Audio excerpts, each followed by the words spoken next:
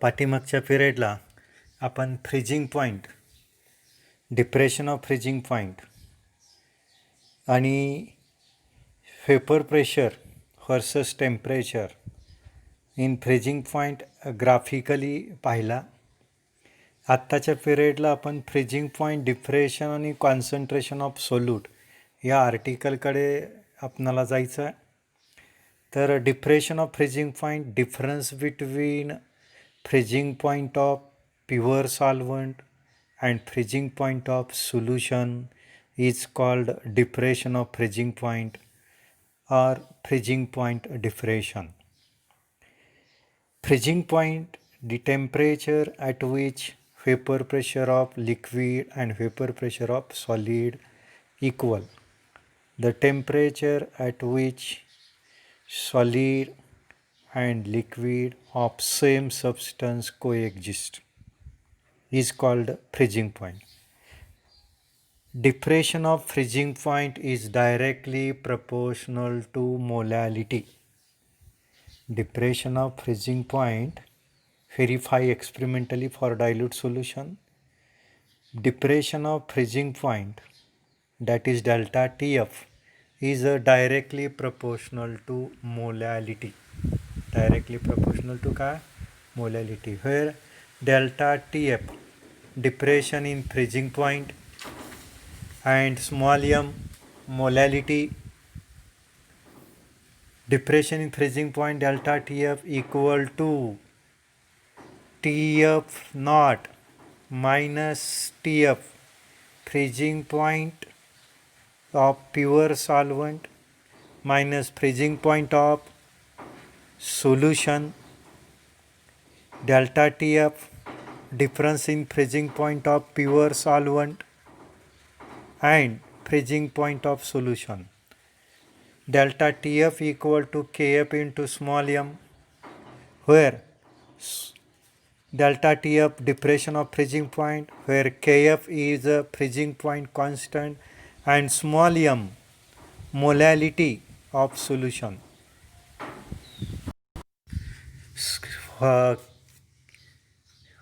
Where Kf is cryoscopic constant or freezing point, depression of freezing point constant. If molality 1, that is 1 mole solute, dissolve in 1 kg of solvent, then small m equal to 1 molal. If molality of solution 1, then delta TF equal to Kf or Kf equal to delta TF. Then depression of freezing point constant or cryoscopic constant is defined as depression in freezing point produced when molality of solution is unity. Molality of solution unity, or depression of freezing point produced when 1 mole solute dissolve in 1 kg of solvent is called cryoscopic constant or depression of freezing point constant. Therefore, Kf, unit of Kf can be calculated. Delta TF equal to Kf into small m. Therefore, Kf equal to delta TF upon small m. Unit of delta TF, freezing point चा unit Kelvin or degree Celsius. Molality चा unit mole per kg. Therefore, unit of cryoscopic constant Kelvin kg per mole. Kelvin kg mole inverse, or degree Celsius kg mole inverse. Kf can be calculated by using other formula R into R in bracket T0 square divided by delta TF into 1000, where Kf cryoscopic constant is equal to molar gas constant multiply normal freezing point square divided by delta HF latent heat of fusion into 1000. बघा, जर आपणाला लॅटेंट heat of fusion माहीत असेल सॉल्व्हंटचं, molar gas कॉन्स्टंटची किंमत दिलेली असते 8.314 joule kelvin inverse mole inverse. Freezing point जर माहीत असेल तर या ठिकाणी आपणाला के एफ काढता येतो, क्रायोस्कोपिक कॉन्स्टंट काढता येतो. K F equal to R into T0² divided by delta H F into 1000. या ठिकाणी आर हा मोलर गॅस कॉन्स्टंट आहे, T0 हा फ्रीजिंग पॉईंट आहे सॉल्व्हंटचा, डेल्टा एच एफ हा लॅटेंट हीट ऑफ फ्युजन आहे सॉल्व्हंटचं. आणि या किमती जर माहीत असतील तर आपणाला के एफ कॅल्क्युलेट करता येतो. आता डिटर्मिनेशन ऑफ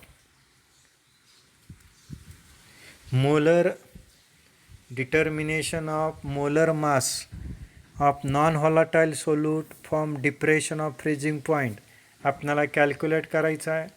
ज्यावेळेस आपण W2 gram of solute W2 kilogram of solute W1 kg of सॉल्व्हंटमध्ये डिझॉल्व करतो, त्यावेळेस त्या ठिकाणी आपणाला मोलॅलिटी मिळते. Formula delta T F into K F into small M. Delta T F depression in freezing point, T F naught minus T F. आता molality पहिल्यांदा calculate करून घेऊ आपण. Molality equal to number of moles of solute dissolve in 1 kg of solvent. Molality equal to mass of solute in kg divided by molar mass of solute multiply mass of solvent in kg per mole. बघा, जर मोलॅलिटीचा formula आपल्याला माहिती आहे, molality बरोबर मास of solute in kilogram divided by molar mass of solute kg per mole multiply mass of solvent in kg. Substitute this value, that therefore molality equal to W2 divided by small m equal to W2 divided by m2 W1, where W2 mass of solute, m2 molar mass of solute kilogram per mole, W2 mass of solute in kilogram, W1 mass of solvent in kg. Substitute delta TF equal to, substitute the value of molality, then given as delta TF equal to KF into W2 divided by MAVA 21, where KF cryoscopic constant, W2 mass of solute in kg, m2 molar mass of solute in kg per mole, W1 mass of solvent in kg, and where kf cryoscopic constant, then we have to calculate molar mass. Rearrange this equation ज्यावेळेस आपण rearrange करू, m2 आपण left साईडला जर आणलं आणि delta T F right साईडला जर आणलं, therefore m2 equal to K F into W2 divided by delta T F into W1 kilogram per mole. Molar मास जर आपल्याला किलोग्रॅम पर मोल पाहिजे असेल तर फॉर्म्युला येईल W2 बरोबर के एफ गुणिले K F into W2 divided by delta T F into W1. Mass molar mass of solute equal to cryoscopic constant into mass of solute in kilogram भागिले depression of freezing point into mass of solvent in kg. Therefore molar mass expressed in kg per mole. If molar mass is expressed in gram per mole, then Kf multiply W2 multiply 1000 divided by delta Tf into W1. जर आपणाला molar mass gram per मोलमध्ये पाहिजे असेल, सॉल्व्हंटचं मास जर आपण किलोग्रॅमऐवजी ग्रॅममध्ये घेतलं, सोल्यूटचं मास किलोग्रॅमच्या ऐवजी मोलमध्ये घेतलं, तर या ग्रॅममध्ये घेतलं तर आपणाला मोलर मास ऑफ सोल्यूट बरोबर के एफ गुणिले W2 into 1000 divided by delta TF into W1. Thus, molar mass of solute can be calculated from the above equation. This method, thus molar mass of solute can be calculated from the above equation. This method is called cryoscopic method. The method calculating molar mass of solute by depression of freezing point is called a cryoscopic method. The method calculating molar mass of non-volatile solute by depression of freezing point, then it is called a cryoscopic method. Depression of freezing point experimentally determined by using Beckmann's method. In Beckmann's method, Beckmann thermometer is used having Lisp count 0.01 degree Celsius. Applications of depression of freezing point: if the vehicle used at the place where temperature below 0 degree centigrade, water would freeze in radiator. बघा, ज्या एरियामध्ये उदाहरणार्थ युरोपसारखा countries असेल किंवा काश्मीर श्रीनगरसारखा जर area असेल, अशा ठिकाणी विंटर सीझनमध्ये टेम्परेचर 0 डिग्री सेल्सिअसला बिलोला असतं, सिम्पलनसुद्धा त्यामध्ये येऊ शकतो. अशा ठिकाणी जर आपण व्हेकल जर यूज करत असू तर त्या व्हेकलमध्ये जर आपण if vehicle used at the place where temperature below 0 degree centigrade water would be freeze in radiator. जो रेडिएटर असतो त्यातलं वॉटर काय होणार आहे, फ्रीज होणार आहे, गोठणार आहे.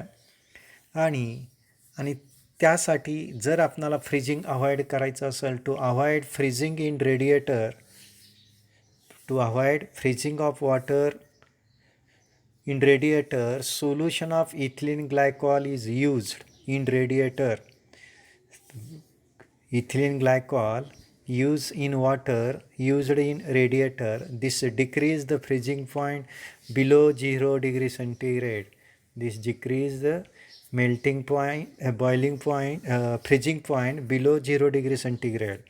म्हणजे अँटी फ्रीजिंग एजंट म्हणून आपण रेडिएटरमध्ये इथिलीन ग्लायकॉल यूज करतो, OH, हा केमिकल कंपाऊंड आपण वॉटरमध्ये ॲड करतो रेडिएटरमध्ये, की ज्या ठिकाणी आपण व्हेकल बिलो 0 डिग्री सेंटीग्रेडला यूज करत असतो अशा ठिकाणी. In cold countries, ice frozen on road and footpath is melted bye spraying salt like NaCl or calcium chloride. Ice melt into water as salt depresses the freezing point of water. तर generally cold कंट्रीजमध्ये बर्फ रोडवर किंवा फुटपाथवर जे साठतं ते melt केलं जातं. Bye sodium क्लोराईडची फवारणी केली जाते किंवा कॅल्शियम क्लोराईडची फवारणी केली जाते. आईस मेल्ट होतं वॉटरमध्ये by ice melt into water as by salt freezing point of water. Ice त्यामध्ये आईसवर जर आपण स्प्रे केला सोडियम क्लोराईड तर साहजिकच वॉटरचा जो फ्रीजिंग पॉईंट आहे तो डिप्रेस होतो. हाही आपणाला ॲप्लिकेशन सांगता येतील या ठिकाणी.